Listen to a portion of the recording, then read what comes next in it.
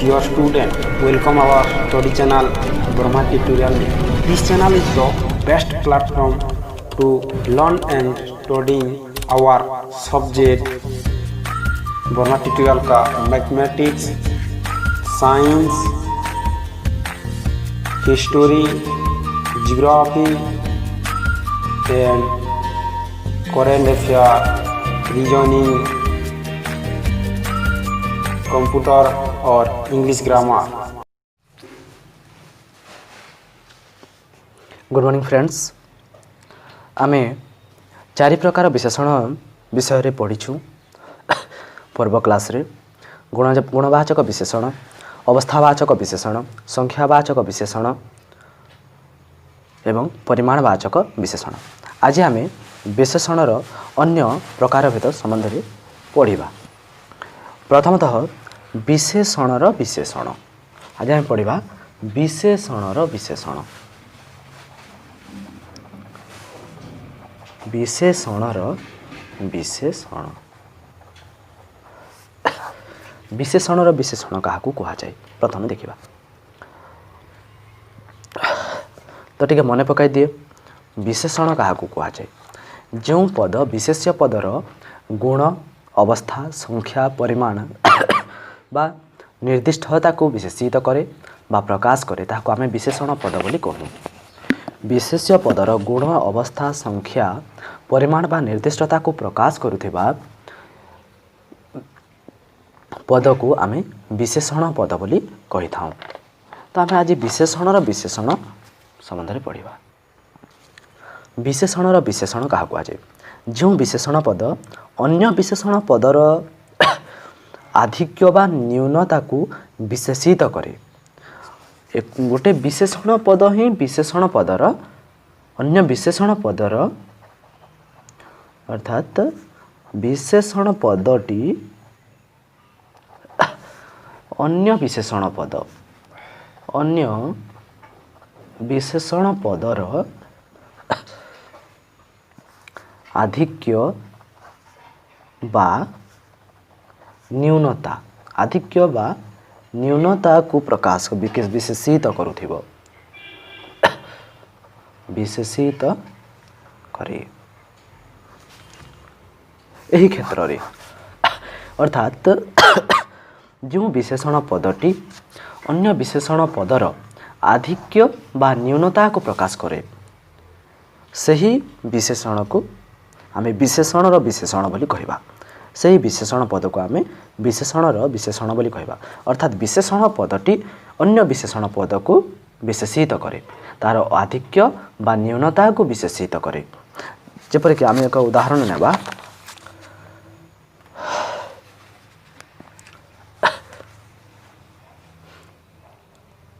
Ram बाबूंक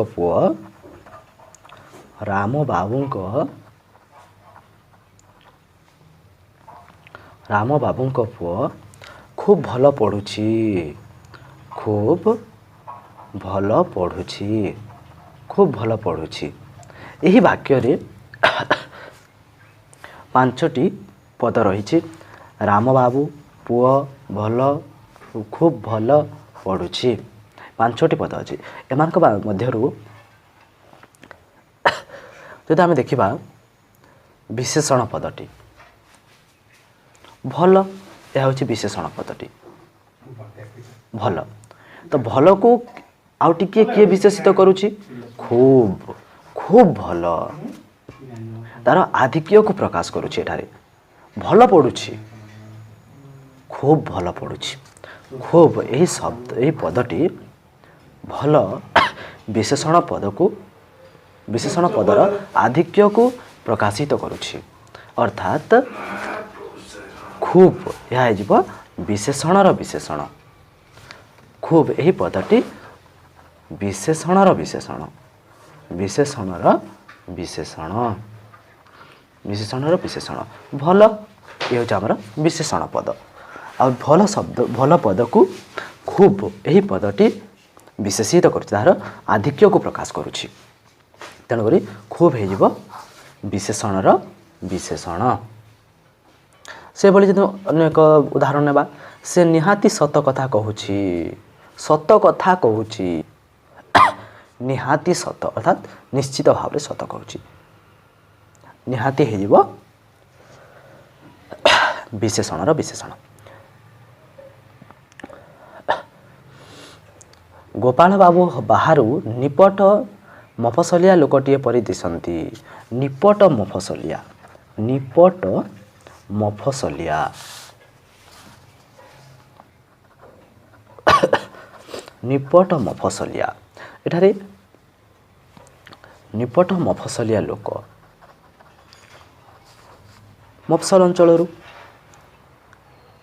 belong करथुवा लोकटी मफसलिया लोक निपट मफसलिया एठारे निपट एही पदटी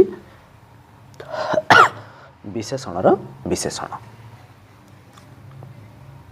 निहाती सत कथा निहाती सत कथा आम एठारे देखुछु किपरि कथा सत कथा सत हो विशेषण पद किंतु सत को आउ गोटे पद विशेषित करुछि ताउछि निहाती ए निहाती हो आमर विशेषणर विशेषण अर्थात विशेषणर विशेषण क्या कहबा जो विशेषण पद अन्य विशेषण पदर आधिक्य बा न्यूनता को विशेषित करे बा आधिक्य बा न्यूनता संबंधी सूचना दिए ताहाको आमे विशेषणर विशेषण पद बोली कहबा। वर्तमान आमे विधेय विशेषण विषय पढ़िबा। विधेय विशेषण विधेय विशेषण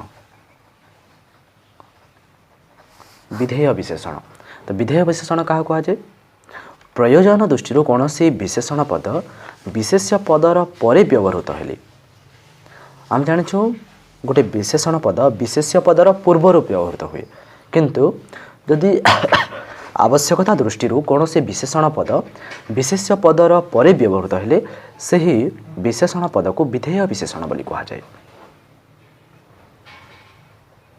एमती मानस बाबूंक हृदय निर्मल देख एठारे मानस बाबूंक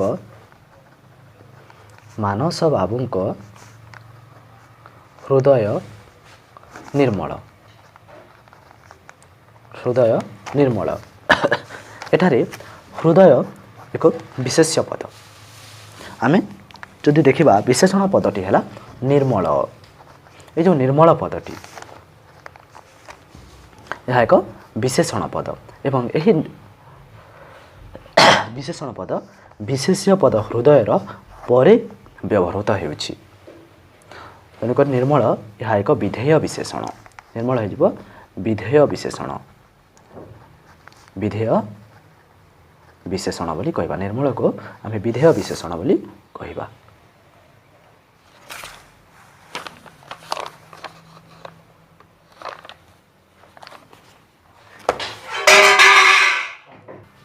आउ एक उदाहरण नबा यथार्थरे लोकटी सतुआ सत कहूथिबा लोक यथार्थरे छात्रटी गुरुभक्त यथार्थरे छात्रटी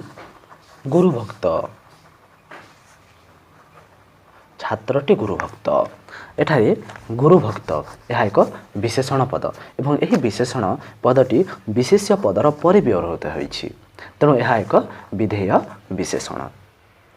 वास्तव में भृत्यटी प्रभुभक्त विशेषण पदटी भृत्यटी परे व्यवहृत होइछि तो देखिबा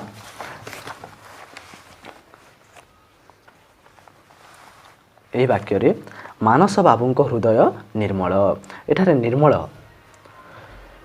निर्मल एक विशेषण पद यही विशेषण पदटी विशेष्य पदर परे व्यवहृत होइछि। यथार्थरे लोकटी सतुआ यही विशेषण पदटी लोकटी विशेष्य पदर परे व्यवहृत होइछि तेणु यह एक विधेय विशेषण। वास्तव में भृत्यटी प्रभुभक्त एठारे प्रभुभक्त एक विशेषण पद एवं यही विशेषण पदटी भृत्य विशेष्य पदर परे व्यवहृत होइछि तेणु प्रभुभक्त सतुआ निर्मल गुरुभक्त ये सब एक विधेय विशेषण गोटे गोटे विधेय विशेषण। वर्तमान आम पढ़ा क्रियाज विशेषण। क्रियाज क्रियाज बा क्रियाजात बा क्रियाजात विशेषण।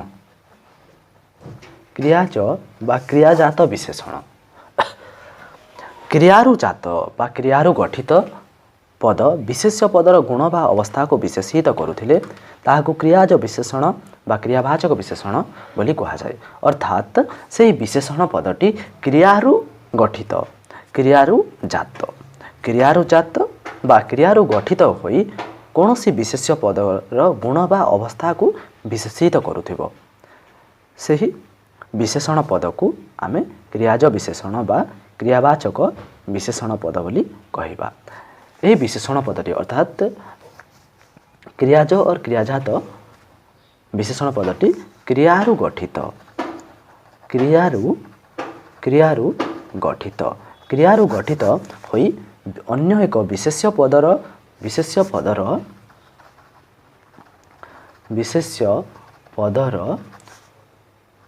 गुण बा अवस्था को विशेषित करे गुण बा अवस्था को विशेषित करे अर्थात क्रियारु जात बा क्रियारु गठित पद विशेष्य पदर गुण बा अवस्था को विशेषित करुथिले ताहाकु आमे क्रियाज विशेषण बा क्रियावाचक विशेषण बोली कहबा। आमे एठारे केतोटी उदाहरण नेबा जेमिति कि गरजिला मेघ बरसे नाही। उदाहरण स्वरूप गरजिला मेघ बरसे नाही। गरजिला मेघ बरसे नाही। एही वाक्य रे किपरि मेघ गरजिला मेघ गरजिला मेघ गरजिबा गरजिबारु जात गरजिबा बा गरजिबा एक क्रिया गरजिबारु गरजिला है अर्थात क्रियारु जात क्रियारु गठित है तेणु गरजिला एक क्रियाज विशेषण। यही विशेषण पदटी मेघ को विशेषित करुछि। किपरि मेघ गरजिला मेघ बरसे नाही। गरजिला यही पदटी एक विशेषण पद एवं यही विशेषण पदटी क्रियारु गठित बा क्रियारु जात होइछि तेणु याकु आमे क्रियाजात विशेषण पद बोली कहबा। अन्य एक उदाहरण नेबा आमे कथारे अछि सोइला पुअर भाग नाही। आम समस्त शुणिछु सोइला पुअर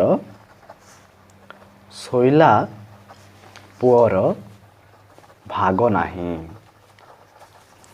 सोइला पुअर भाग नाही। यही वाक्य रे सोइला पुअर भाग नाही। सोइला एक विशेषण पद सोइला पुअ विशेष्य पद सोइला पुअ सोइला एक विशेषण पद। यही विशेषण पदटी क्रियारु जात सोइबारु जात होइछि। सोइबा क्रियारु गठित होइछि। शयन क्रिया शयन एक क्रिया शयन सोइबा एक क्रिया शयन बा सोइबा एक क्रिया। यही क्रियापदरु गठित होइछि सोइला तेणु सोइला हे जीव एक क्रियाज विशेषण एवं यही विशेषण पदटी काहाको विशेषित करुछि पुओ एक विशेष्य पद। यही विशेष्य पद को विशेषित करुछि तार अवस्था को विशेषित करुछि। सोइछि से अर्थात सोइला पुअर भाग नाही। एठारे सोइला एक विशेषण पद। यही विशेषण पदटी विशेष्य पद पुओ को विशेषित करुछि तार अवस्था संबंध रे सूचौछि तेणु यह एक क्रियाज विशेषण कहीं यह शयन बा सोइबा क्रियारु जात। से भली अन्य उदाहरण गुड़िक रही देखा एटा लिखा है गोपाल चलंता गाड़ी खसी पड़ी मृत्युवरण कला। चलंता गाड़ी चलंता एक क्रियाज विशेषण बा क्रियाजात विशेषण। किपरि गाड़ी चलंता गाड़ी ଜଳନ୍ତା ନିଆଁରେ ଠେଳିବା ଠିକ୍ ନୁହେଁ। କିପରି ନିଆଁ? ଜଳନ୍ତା ନିଆଁ, ଜଳୁଥିବା ନିଆଁ। ଜଳନ୍ତା, ଜଳନ୍ତା ଏକ କ୍ରିୟାଜ ବିଶେଷଣ ବା କ୍ରିୟାଜାତ ବିଶେଷଣ। ଖାଇଲା ପୁଅ ରଙ୍କ, ଖାଇଲା, ଖାଇଲା ପୁଅ, ଖାଇଲା ଏକ ଖାଇବାରୁ ଆସିଛି, ତ ଖାଇଲା ଏକ କ୍ରିୟାଜ ବିଶେଷଣ ବା କ୍ରିୟାଜାତ ବିଶେଷଣ। ଚତୁର୍ଥରେ ଆମେ ପଢ଼ିବା ସାର୍ବନାମିକ ବିଶେଷଣ। ଚତୁର୍ଥରେ ଆମେ ପଢ଼ିବା ସାର୍ବନାମିକ ବିଶେଷଣ। ଚତୁର୍ଥ ଭାବରେ ଆମେ ପଢ଼ିବା ସାର୍ବନାମିକ ବିଶେଷଣ।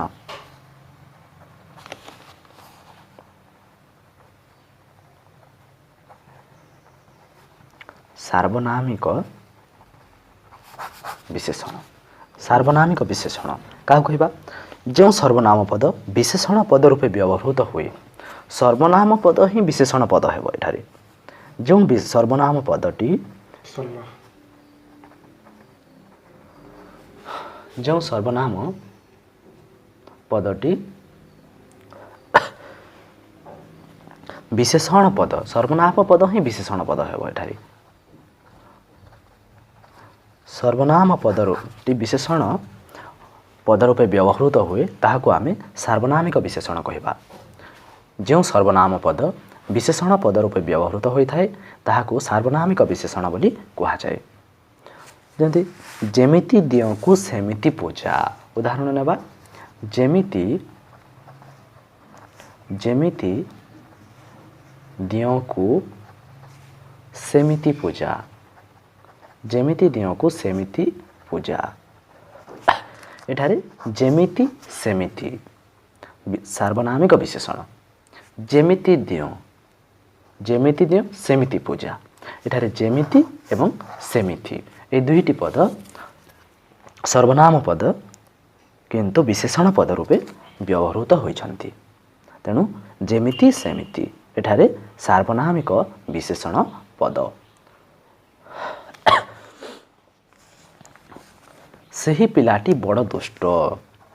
ସେହି ପିଲାଟି ବଡ଼ ଦୁଷ୍ଟ। ଏଠାରେ ସେହି ପିଲାଟି ବିଶେଷ୍ୟ ପଦ। ସେହି ପିଲାଟି, ସେହି ହେଇଯିବ ଏକ ସେହି ସର୍ବନାମ ପଦ। ସେହି ପିଲାଟି ବଡ଼ ଦୁଷ୍ଟ। ସେହି ଏଠାରେ ଏକ ସାର୍ବନାମିକ ବିଶେଷଣ। ସେହି ହେଇଯିବ ସାର୍ବନାମିକ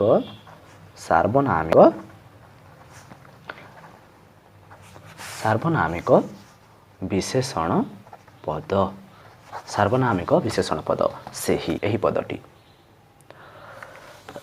ଯେପରି କାମକୁ ସେପରି ଫଳ।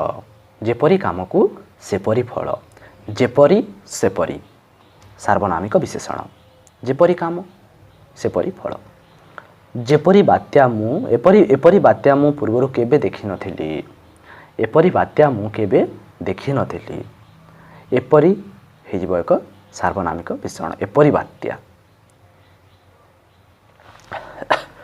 ପଞ୍ଚମରେ ଆମେ ପଢ଼ିବା କ୍ରିୟା ବିଶେଷଣ।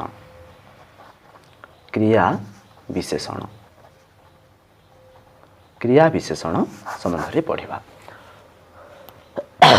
କ୍ରିୟା ବିଶେଷଣ, କ୍ରିୟାଜ ବିଶେଷଣ ଏବଂ କ୍ରିୟା ବିଶେଷଣ ଅଲଗା ଅଲଗା। କ୍ରିୟାଜ ବିଶେଷଣ କ'ଣ?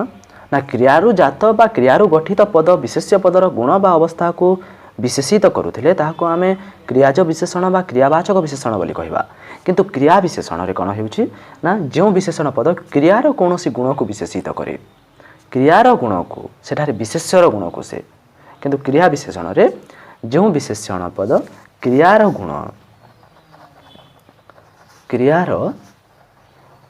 ଗୁଣକୁ ବିଶେଷିତ କରୁଥିବ, ବିଶେଷିତ କରେ।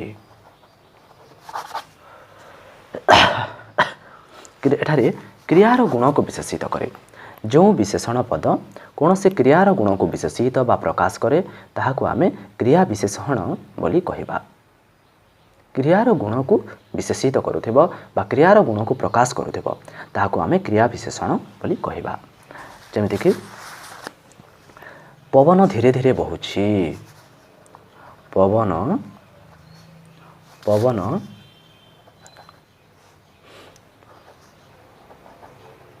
ଧୀରେ ଧୀରେ ବହୁଛି। ପବନ ଧୀରେ ଧୀରେ ବହୁଛି। ଏଠାରେ କ୍ରିୟାପଦ ହେଉଛି ବହୁଛି। ଏହା ହେଉଛି କ୍ରିୟାପଦ। ଏହା ହେଲା ଆମର କ୍ରିୟା। ଏହି କ୍ରିୟାପଦ କିପରି ବହୁଛି? ଧୀରେ ଧୀରେ। ପବନ କିପରି ବହୁଛି? ନା ଧୀରେ ଧୀରେ ବହୁଛି। ତାର ଗୁଣକୁ ପ୍ରକାଶ କରୁଛି। ଧୀରେ ଧୀରେ ବହୁଛି। ଏ ଯେଉଁ ଧୀରେ ଧୀରେ, ଏହି ପଦ ହେଇଯିବ ଆମର କ୍ରିୟା ବିଶେଷଣ। ହେଇଯିବ ଆମର କ୍ରିୟା ବିଶେଷଣ। ଧୀରେ ଧୀରେ ବହୁଛି। ପବନ କିପରି ବହୁଛି? ଧୀରେ ଧୀରେ ବହୁଛି, ମନ୍ଦ ମନ୍ଦ ବହୁଛି, ଜୋରରେ ବହୁଛି ଇତ୍ୟାଦି। ତ ଏଠାରେ ବହୁଛି କ୍ରିୟାପଦକୁ ଏହି ପଦଟି ବିଶେଷିତ କରୁଛି। ତେଣୁ ଧୀରେ ଧୀରେ କ୍ରିୟା ବିଶେଷଣ ପଦ। ଦୀପଟି ମିଞ୍ଜି ମିଞ୍ଜି ଜଳୁଛି। କିପରି ଜଳୁଛି? ମିଞ୍ଜି ମିଞ୍ଜି ଜଳୁଛି। ମିଞ୍ଜି ମିଞ୍ଜି ହେଇଯିବ କ୍ରିୟା ବିଶେଷଣ ପଦ। ଘୋଡ଼ା ଶୀଘ୍ର ଦୌଡ଼ିପାରେ। ଶୀଘ୍ର ଦୌଡ଼ିପାରେ। ଶୀଘ୍ର ହେଇଯିବ କ୍ରିୟା ବିଶେଷଣ। ସେ ମୋ କାନରେ ଧୀରେ କହିଲା। ଜୋରରେ ନାହିଁ, ଧୀରେ କହିଲା। ଧୀରେ ଏହି ପଦଟି କହିଲା କ୍ରିୟାପଦକୁ ବିଶେଷିତ କରୁଛି। ତେଣୁ ଧୀରେ ହେଇଯିବ କ୍ରିୟା ବିଶେଷଣ ପଦ। ସେ ଶଅଳ ଆସିବ ବୋଲି କହୁଥିଲା। ଶଅଳ ଆସିବ। ଶଅଳ। ଶଅଳ ହେଇଯିବ କ୍ରିୟା ବିଶେଷଣ ପଦ। ତାପରେ ଦେଖିବା ଆମେ ଷଷ୍ଠରେ ଦେଖିବା ତୁଳନାତ୍ମକ ବିଶେଷଣ। ତୁଳନାତ୍ମକ ବିଶେଷଣ। ତୁଳନାତ୍ମକ ବିଶେଷଣ। ତୁଳନାତ୍ମକ ବିଶେଷଣ ଯେଉଁଠି ଦୁଇ ବା ତତୋଧିକ ବିଶେଷ୍ୟ ମଧ୍ୟରେ ତୁଳନା କରାଯାଏ। ଦୁଇରୁ ଅଧିକ,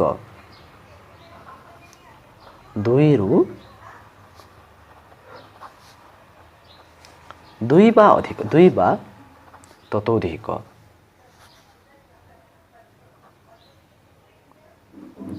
ଦୁଇ ବା ତତୋଧିକ ବିଶେଷ୍ୟ ମଧ୍ୟରେ ତୁଳନା। ବିଶେଷ୍ୟ ମଧ୍ୟରେ ତୁଳନା। ଯେଉଁଠି ଦୁଇ ବା ତତୋଧିକ ବିଶେଷ୍ୟ ମଧ୍ୟରେ ତୁଳନା କରାଯାଏ, ସେଠାରେ ତୁଳନା ବୁଝାଉଥିବା ଗୋଟିକିଆ ପଦର ପ୍ରୟୋଗ ହୋଇଥାଏ। ସେହି ତୁଳନା ବୁଝାଉଥିବା ଗୋଟିକିଆ ପଦକୁ ତୁଳନାତ୍ମକ ବିଶେଷଣ ପଦ ବୋଲି ଆମେ କହିବା।